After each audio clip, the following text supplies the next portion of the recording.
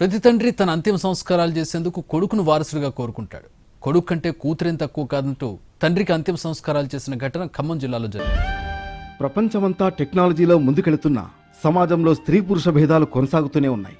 అన్నింటిలోనూ పురుషులతో సమానంగా మహిళలు ధీటుగా రాణిస్తున్నారు. కానీ పితృకర్మల విషయాల్లో మాత్రం స్త్రీలపై ఆంక్షలు కొనసాగుతున్నాయి. తల్లిదండ్రులు చనిపోతే కొడుకులే కర్మలు చేయాలని అనుకుంటారు. మగపిల్లలు లేకపోతే బంధువుల్లో ఎవరైనా ఈ కార్యక్రమం నిర్వహిస్తారు. కానీ ఇప్పుడు సమాజం మారింది. కాలంతో పాటు కట్టుబాట్లకు చెక్ పెడుతున్నారు. తల్లిదండ్రుల కర్మకాండలు కూతుళ్లు కూడా నిర్వహిస్తున్నారు.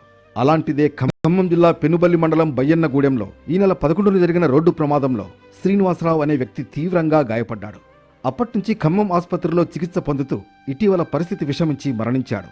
అయితే శ్రీనివాసరావుకు మగ సంతానం లేకపోవడంతో కూతురే కన్న తండ్రికి తలకొరివి పెట్టింది. శ్రీనివాసరావు దంపతులకు పెళ్లైన 15 ఏళ్లకు ఆడబిడ్డ జన్మించింది. అనుకోని రీతిలో జరిగిన రోడ్డు ప్రమాదంలో శ్రీనివాసరావు మృతి చెందడంతో కూతురు నిరంజని తండ్రికి తలకొరివి పెట్టింది. శ్రీనివాసరావుకు కొడుకుగా మారి తండ్రి అంత్యక్రియలు నిర్వహించి అంతిమ సంస్కారాలు నిర్వహించింది.